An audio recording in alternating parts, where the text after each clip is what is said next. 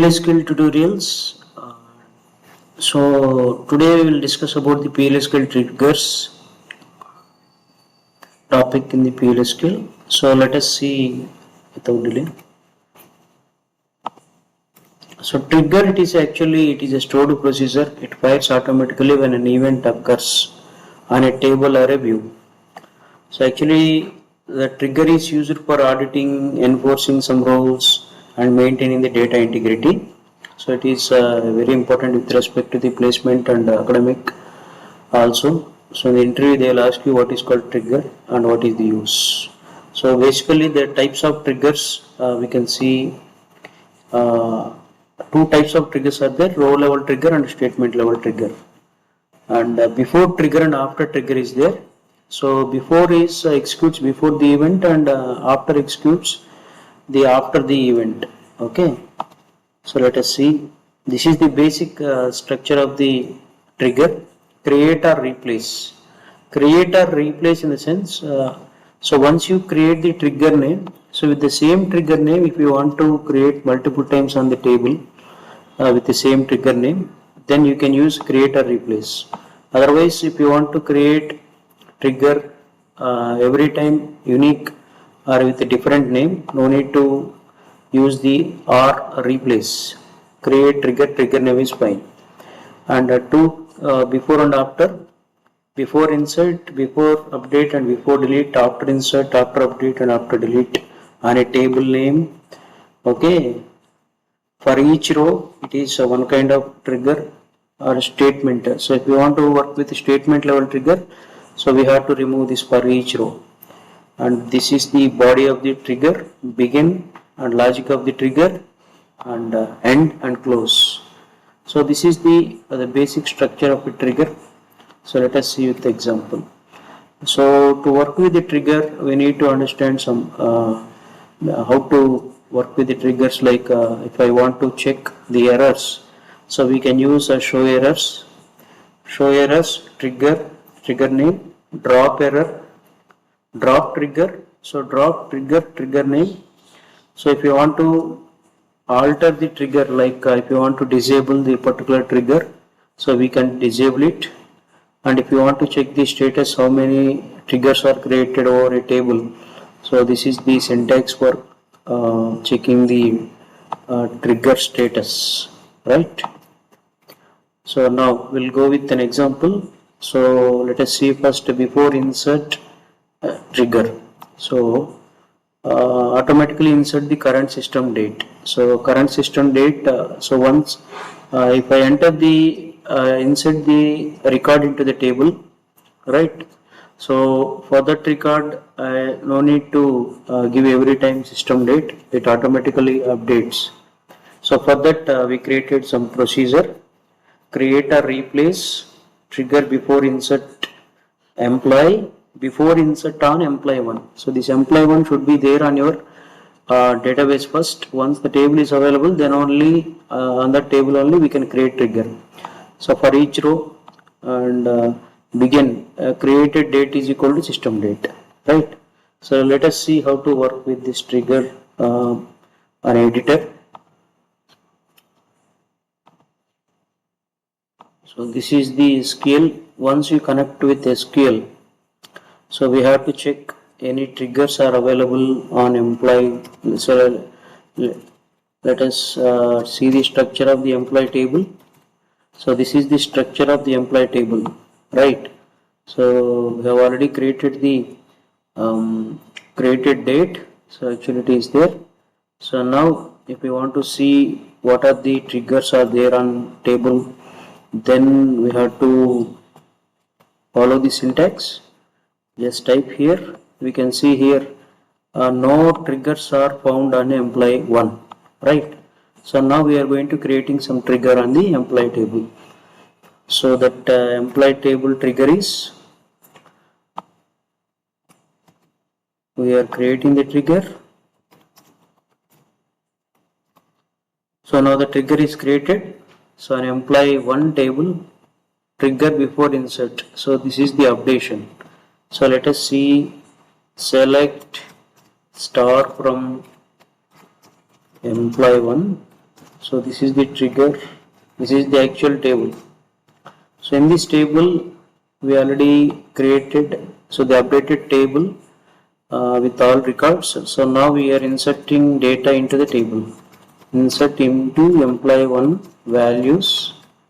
Okay, and we are supplying the values like let us take 7, which is not there, and employee name we can type Geeta, and employee salary 34k, and department ID I am giving 14, and I am not giving the right, so created date. So we can give here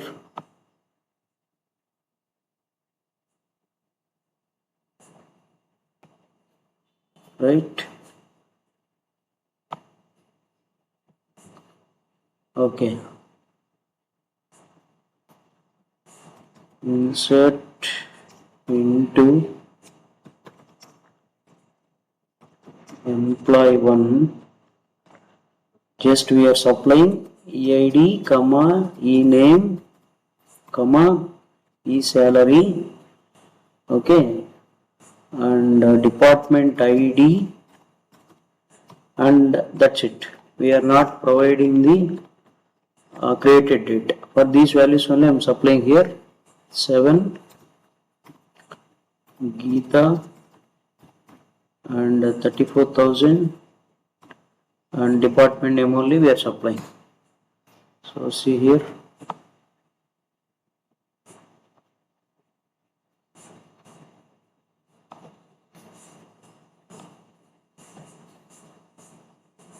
into spelling is INTO.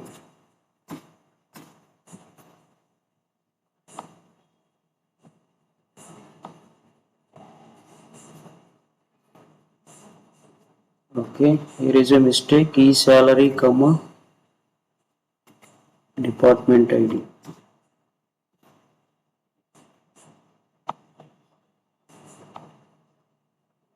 So now you can observe that the row is created.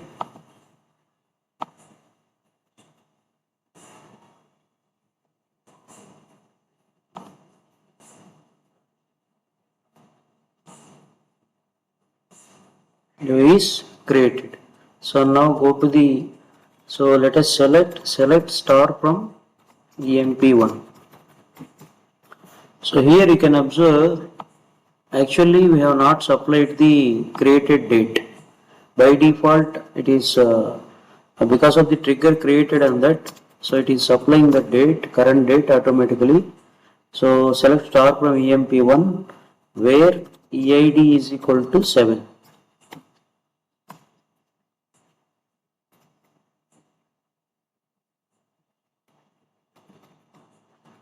Where EID is equal to from EMP1.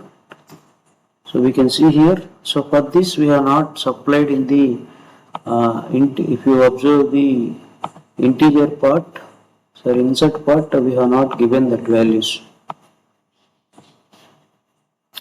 So because of the trigger created already, it is coming like that. Okay.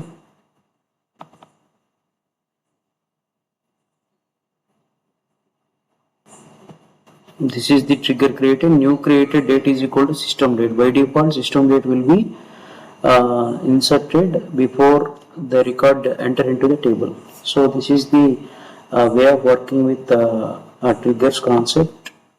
This is one example, and we'll see one more example. Right.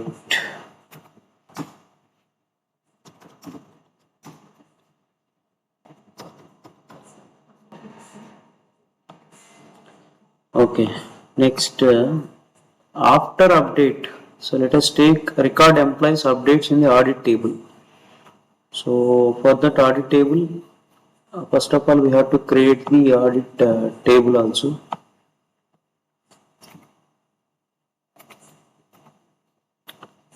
So let us create audit table.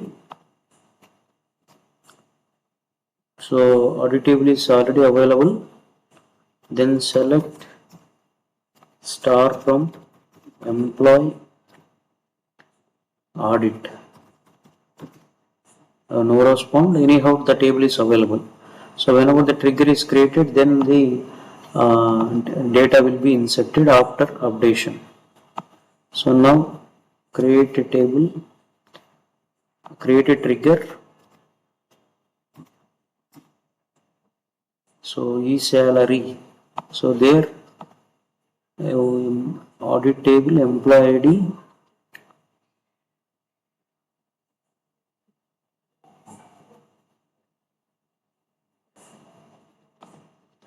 structure of the table is audit table is employee underscore audit. So old salary and new salary.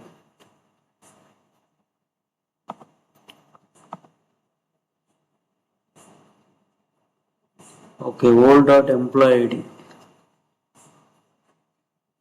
Update of salary.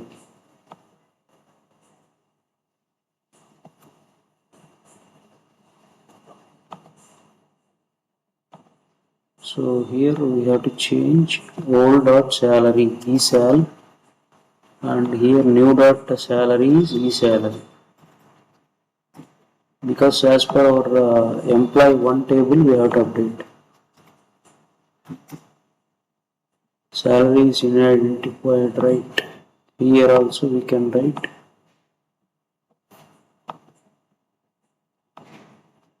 e-salary.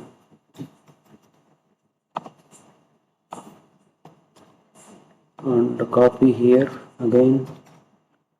Trigger is created with error, show errors, old.empid.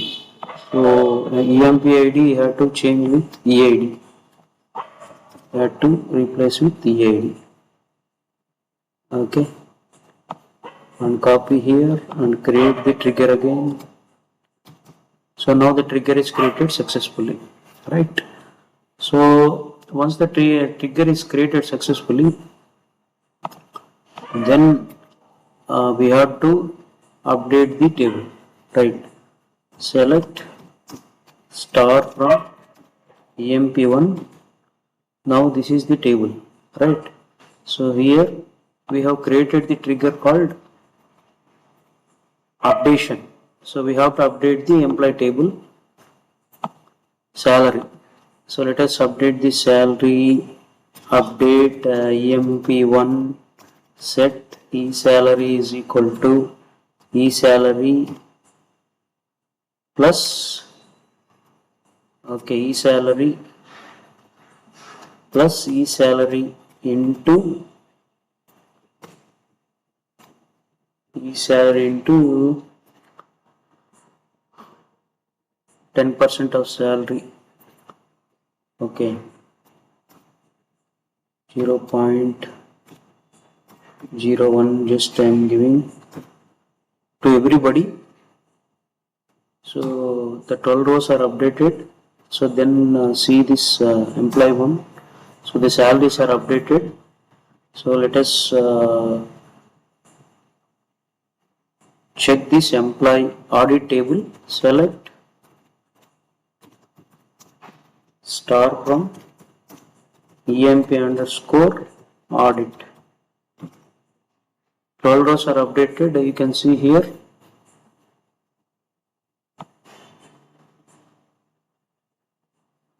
So this is employee ID.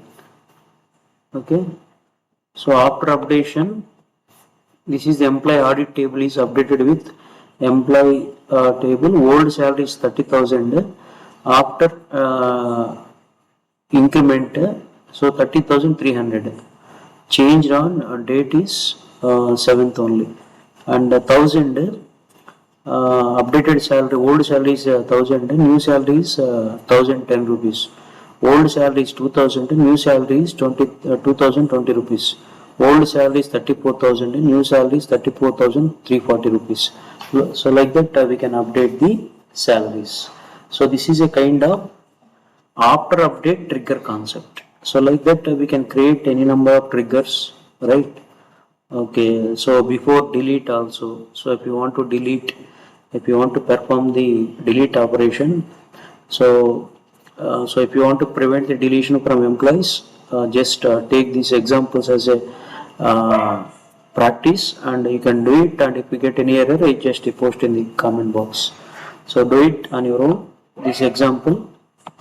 And another example, after insert trigger, this is another example. So for this you have to create the audit log table, and in this table, so whenever insertion is done, then it will be updated, and after delete also. So just work on this. So this is about the concept of trigger, and at the same time already I showed you so how to disable and how to enable the triggers. So in this second slide, we can see how to manage the triggers. So whenever, so if you see, if you want to enable or disable the trigger, so you have to use this. And if you want to drop the trigger, so we can drop all the triggers. Okay. And another one is for each row. So we have mentioned here. If you mention here for each row, in every trigger, for every row it will be updated. So that example is also included in this presentation. We can see here. This is the example for each row, and so as we have worked till now, these all are the statement, and this one is called for each row kind of a trigger.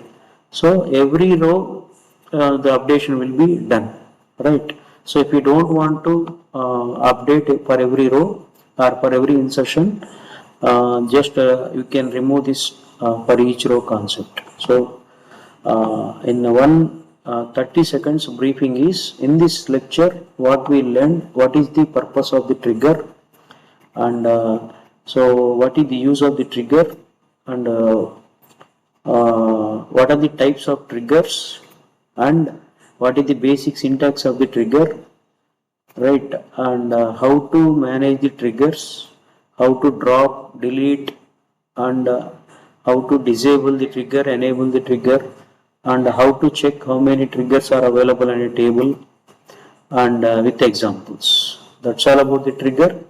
So let us see more in the next video. Thank you all. Please like the video, share and subscribe. Thank you all.